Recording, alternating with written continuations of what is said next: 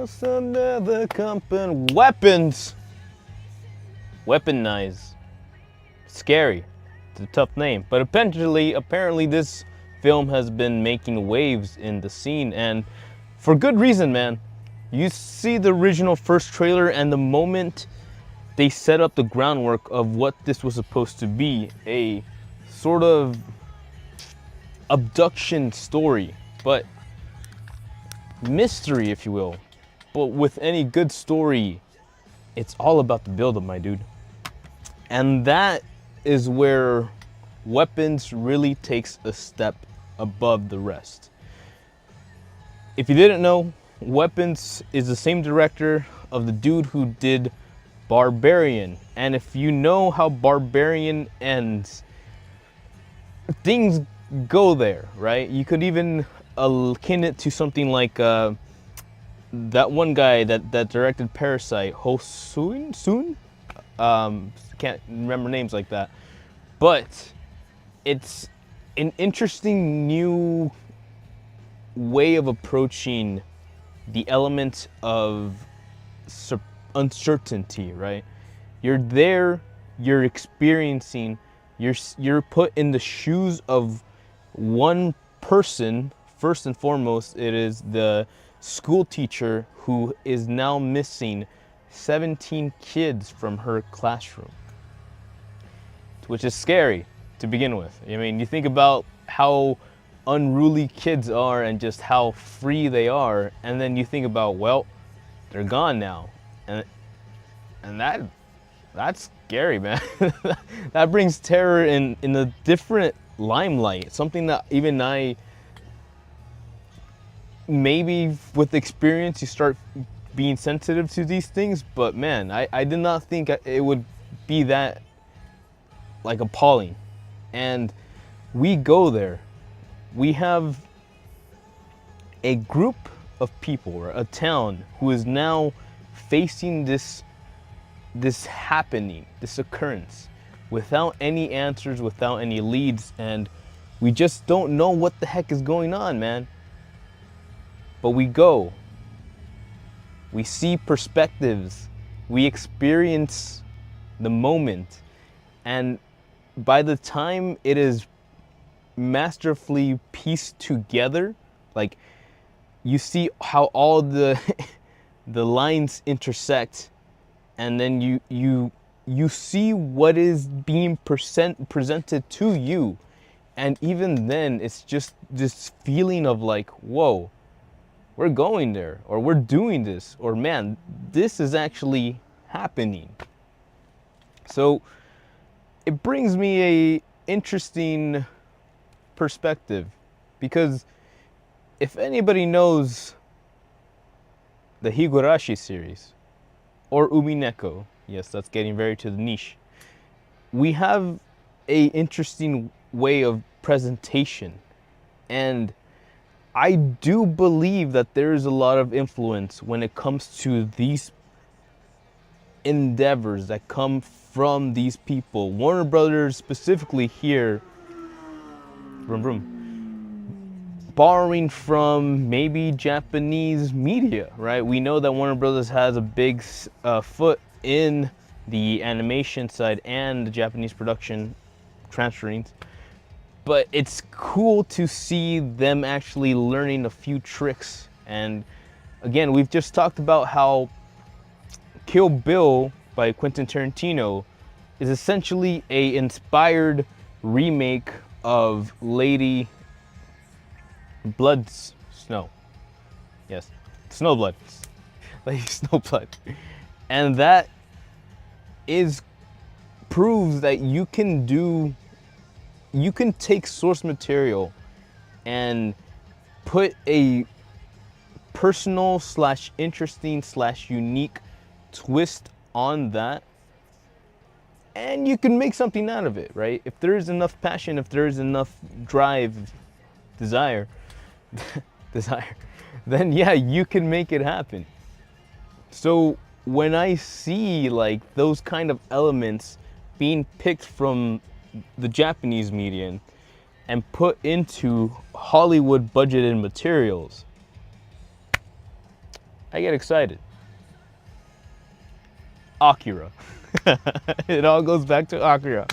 And yeah, man, so that's what we have here. We have this, I feel like we're giving it a lot of credit and high praise for good reason. Like, it does this really good job of building up this mystery and also putting you in the shoes of the townsfolk, the parents, everybody out there who is freaking the freak out. And then it bundles it all together and it simplifies it at the end. And while maybe you don't believe or don't want to accept how these occurrences are going, but man, they pulled it off. They pulled it off, man. Because at no point did I go like, oh boy, here they come with their BS and like their mumbo jumbo. But it makes you think. And maybe that is just like the natural response to like predatorial environment. Like, you just start being like, whoa, Darwinism, let's try to survive, yeah? But sitting in that chair and seeing them work their magic in terms of presenting things, laying them out, giving you some credible information, and then layering that with their sense of like wonder, and you go, is this real? You go, oh crap, can this happen? Is this possible? And it that right there is the horror, the uncertainty of just being immersed in this moment, so fully drawn in that you start to believe. And that is scary.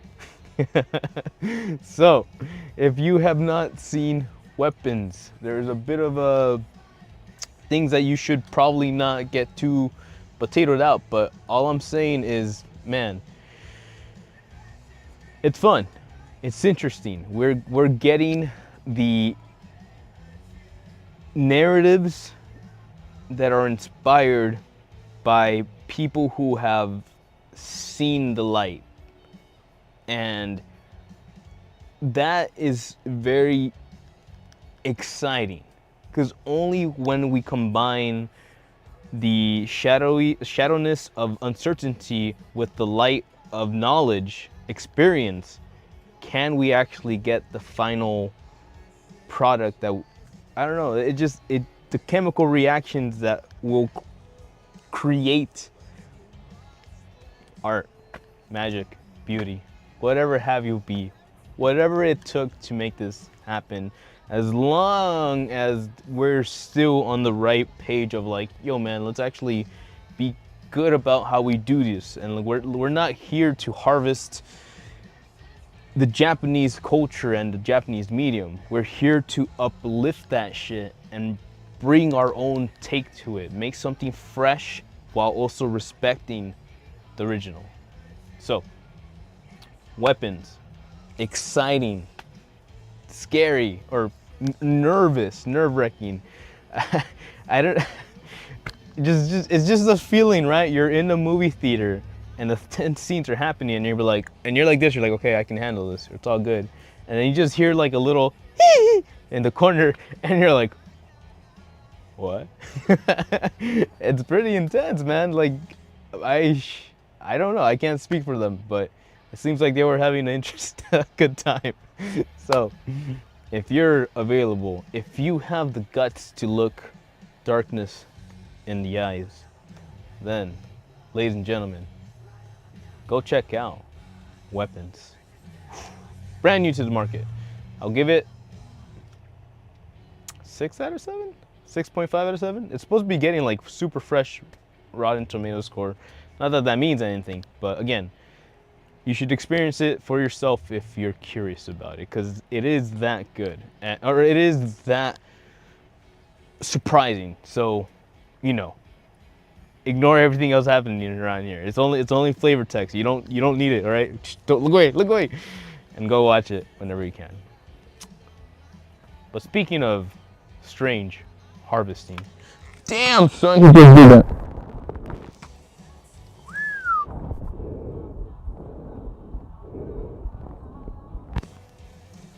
Exactly, that guy.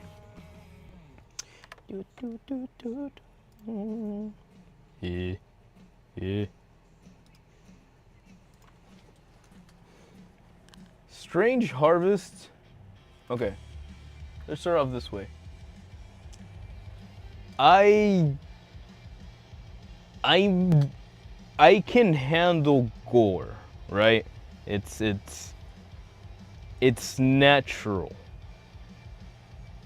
What gets to me is the process of the body and its functions, and understanding how when you cut through that, certain elements are gonna make you feel a certain way, and the visceral reaction of understanding how each nerve ending will hurt makes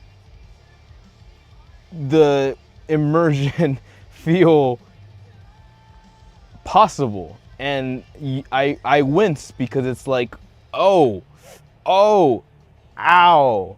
And that's why I try to steer clear from like murder mysteries. But any good man will tell you, when you get out there, there's no escaping the freaking podcast, the true crime podcast. And so you gotta build up a little bit of resilience to that, if you will. Why do I say that? Strange Harvest is one of the interesting storylines. I don't know if it is a legit thing. I want to say that most of the the interviewed actors were actors. You know, there were certain scenes I felt like that acting was being played up, and I was like, okay, thank God it's not real. And halfway through this presentation, because again, it's not just a movie, it is body cam footage, it is records of historical moments being stitched together. Because halfway through this movie, I had to convince myself that none of this was real. For my own mental sanity or health or sake or whatever, I legit remember having to take a deep breath and tell myself, it's not real. But true crime is real. So that's where that lies. We have the Inland Empire. Those of you that don't know, we have Long Beach, Huntington Beach, Glendora, and Los Angeles, Inglewood, and Moreno stuff, and Anaheim, and Fullerton, and Orange, and all this Inland Empire is like, it's where the monies is more concentrated. So you will find nice big houses with big space because no one wants to go out there. But you'll also find the shitty dirt roads that are just kind of like, well, that's all we really need. So like, why the fuck are we gonna make asphalt in here if we're just gonna be hanging out in the street or whatever? And that in itself makes things understandable, right? So when we start going about true crime, murder mysteries, how certain people are being targeted, and how all that's kind of building up to this, why who is this guy? Why is he killing all these people? And what is his end goal, right? Normally the appeal to any true crime podcast or whatever is the idea that you're trying to think like the murderer, ladies, and you're there to analyze how he operates, and you're there to dissect their behavior, and you want to be like True Detective or something like that. So that's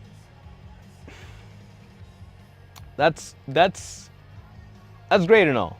That's cute. But then you get to the part where the killings start happening, and you start to see certain characteristics, right? Certain things that make you think, like, what are these symbols supposed to mean to this person? If there's someone out there who is so twisted enough to ruthlessly take countless lives back to back to back, what do they hold as pure? You know, what do they look at as something to protect, something to love, to care, or to even fight or kill for? How skewed is one's mindset if you're already destroying lives without remorse, without maybe even with the analysis of the repercussions and what those actions mean in the future? Even if they understand that, they would still go through with their actions, and that is something that is just appalling in my brain. And it's strange because you don't really know. You don't know how many people see things that way. So yeah, a good part of me was like not feeling great during this film because it hit close to home. These are people who are not like sponsored by the bigger companies. We've talked about the Shutter films and how they find funding through certain areas, and that way they're able to do their own ambitious takes on a project. And yeah, this was very damn well presented. You have the cold case study, you have them doing interviews, you have them just putting information, and it feels so real. It feels like this could have happened. I don't know if it didn't, because I don't remember anybody saying anything about mass murders recently in 2020, 2010, but I also don't doubt it, man. Actually, there was a murderers recently, about the homeless guy in the river bed. Ha. So I guess that's why. I'll level with you. These things have happened before in my timeline, so it's more it's more of a question as how deep does this go, and if this person was so committed to this ritualistic tendencies, who do they learn it from? Because let me tell you, Joshua Tree is real. I've been there. And shit goes down sometimes. So yeah, that's all I really have to say about that. Strange Harvest, as the name implies, is disturbing in many, many ways. From the gruesome kills, from the aftermath of the bodies, from the presentation of bodies, and it hits exactly how it has to, I guess. If these people came out there with a mission and to present this a certain way, which I believe they did, there's too much care and credit put into this to not actually take it semi-seriously. And that's where I lie with that, man. People are intense. People are gonna be people. I just want to see our reaction to the unsupportive people, and try to figure out how we can work with them. Not necessarily exile if possible, but definitely at least try to figure out something. But again, once you get past your 10th kill, it's like, bro, I don't think we can communicate the way you think we can. So stay safe. That's my final piece of hello. Like, hey man, it's rough out there. Ladies, mace, pepper spray, I don't know. And just be we're gonna be fine. We're okay. It's not happening. It hasn't happened. It's not real. But October is coming up, so let's just keep our heads on straight. Yeah, no pumpkin patches. But hey man, if you want to know something scary, true fear in my enemy's eyes, then you should ask David Franco and Allison Brie, because man, together, yo, hey, dog's hungry. There you go, dog. Dave Franco, I think, was Green Goblin? No, that's his brother. So Dave Franco is the other Franco's younger brother. Green Goblin's younger brother, right? So he's been around the movie scene for a while. I do believe this is his first time back in a cool minute, though. I don't think I've seen him around in many things. However, you bring Allison Brie to the picture and you're like, all right, he'll do a movie.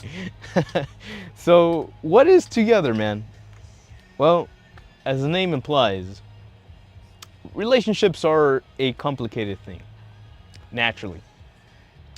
You're essentially bringing two developed, semi-developed minds, putting them in a room and telling them, hey man, you guys either mingle it out, you guys either find ways to like interact safely, comfort each other, communication, or this is all gonna blow up somehow.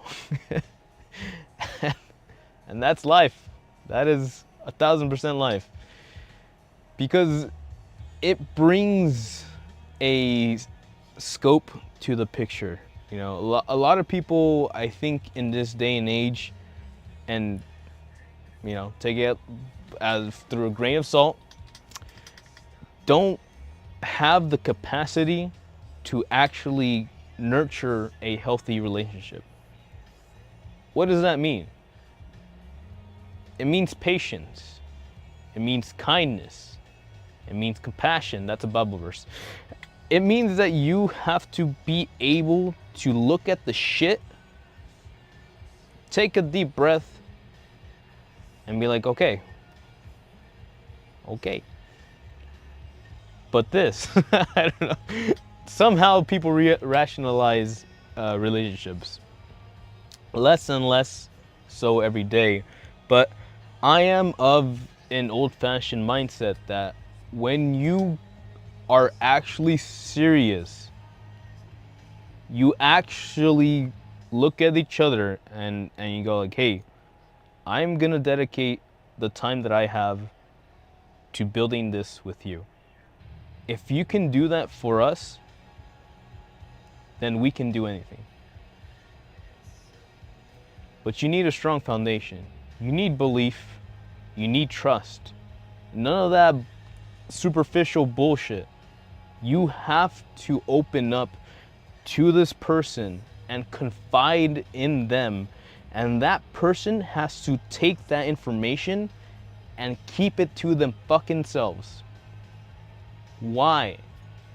Because only together, without the fucking interaction of outside services, without the distraction of the big ass world wide web, then you can start building.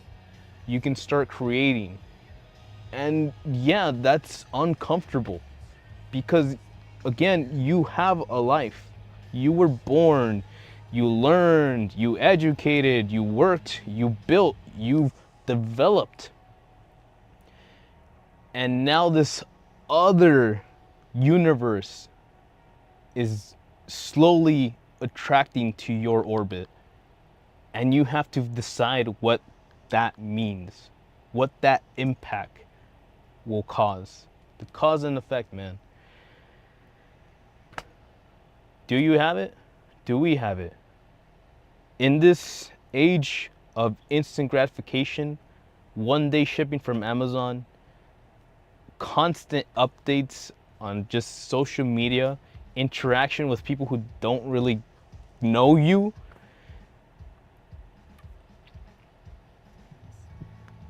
is it possible to even believe that there is a chance for a couple, a relationship, to not only begin, but grow into something that most people might not ever see? Companionship.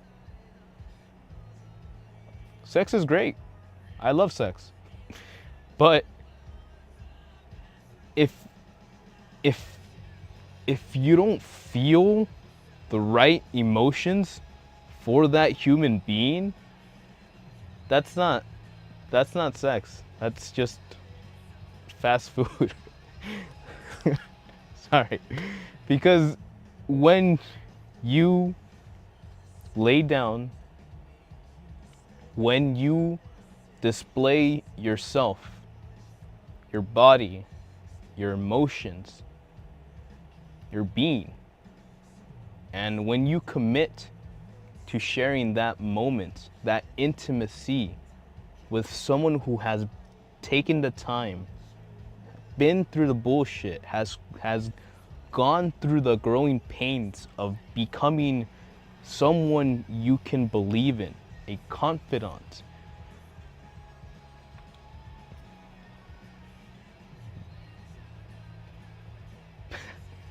then yeah, that is terrifying.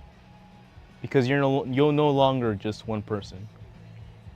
You are the dreams, the hope, and belief. And while you still carry your own aspirations, you gotta remember, this is a team game. Teamwork makes the dream work. So, if you're planning on going out there and talking to someone and being nice and being like, hey, what's up? Go do it. Just be cool, be nice, be respectful, have fun. You can be cool about it. But just understand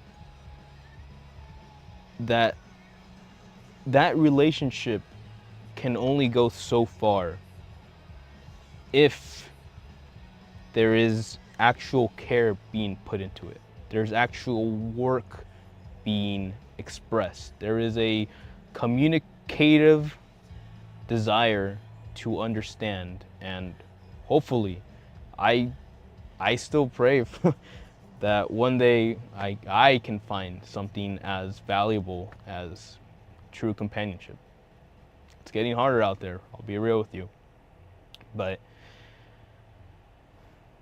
I am who I am, and I believe in what I believe, and I not only like, but I love who I am in the way that I've done what I can to just be who I am, and that brings me a appreciation of even just the time that I spent.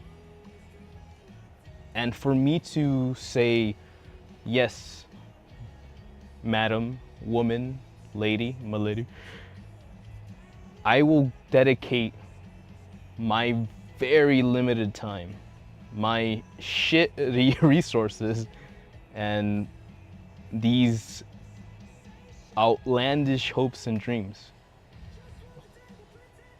I can believe in them while believing in us and what we can become. And who knows? The future is always changing. You know, there could be a war that breaks out tomorrow, and then there could be a shift in world powers, and we would be left to figure it out, right? So why make it complicated? So it is complicated, but there's the beauty there. So David Franco, Alison Brie, maybe not the greatest actor on David Franco's part, but I think with the way he kind of acts with his body, he really does a better job presenting that. So it's okay. I like I like both of their works in this film, and just seeing the slow descent into like madness of like, no, stay away from me, it's too real. It's real. It feels, relationships are a complicated thing, and it's always a pleasure to experience them from a different perspective and like angle than just actually getting your heart broken. You know what I mean? So with all that being said, man, go take care of yourselves. Number one, look after your childhood. You make sure that you, even if the universe did not prepare you, as in give you what you might have needed growing up, that you yourself find ways to acknowledge that and take that into you and go forward, not through hate, but through understanding and acceptance, right? Not just rejecting the fact that it happened and pushing all those emotions down, but feeling those emotions and asking yourself, well, what could they have done? What could we have done? How could any of that have helped me? And just going through that and trying to fill in what you can. What's obviously time waits for no man. So there's some things that you can never rekindle or go back to, or even just forget.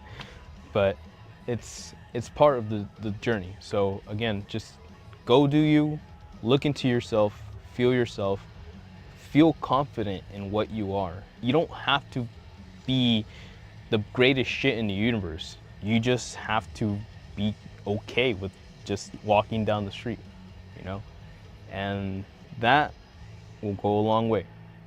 You'll find your footing, you'll learn your stride, you'll get your stride, you'll learn something that you enjoy benefiting in and learning, and hopefully, not hopefully, just more of a like, if the universe allows it, then when that person finds you, then you'll know that person will have the qualities that you have been waiting for. That's the best way I can put it. It's a big world out there, lots of big fish, man. But as long as you're swimming and you're having fun, then hey, maybe things ain't so bad after all. The world's beautiful. Just gotta learn how to appreciate it. And that is why we watch horror movies. Damn it, because things always get so much worse. But here we are. And yeah, I quite enjoy what these films are doing these days. I believe that ever since A24 or A21, 4, came out with their projects and started bringing more of this deeper context, and even just then, just more of a expressive like way of presenting mental issues or like thoughts or like presentations of just personal struggles that even we might be able to learn a thing or two. Pretty damn cool. And if you get super crazy like I am, then maybe you can see the underlying tones of everything that they're trying to say, and you get activated. Whatever that means. But hey, till then, we got Weapons, Strange Harvest, and Together. 3 different flavors for 3 different days. So if you get a chance, hopefully you can check out those first 2. I believe they're all still running. Together was out recently. I just didn't have time to do the review, and I figured I would just mash it in with the other horror films. So glad it all worked out. Now I have to debate whether I want to go watch Freaky Friday and Bad Guys 2. So I mean, if I had all the universe in the world, I'd probably go. I probably wouldn't have an issue doing it. It's just more of a other things that I want to squeeze in throughout the week and that I don't have all of that time for. But hey, that's why you keep it locked in here. It's your boy, EXP 626. Having fun, wishing you a good time, and wishing you buena mañana. But until then, thanks for watching. Ciao. Matane.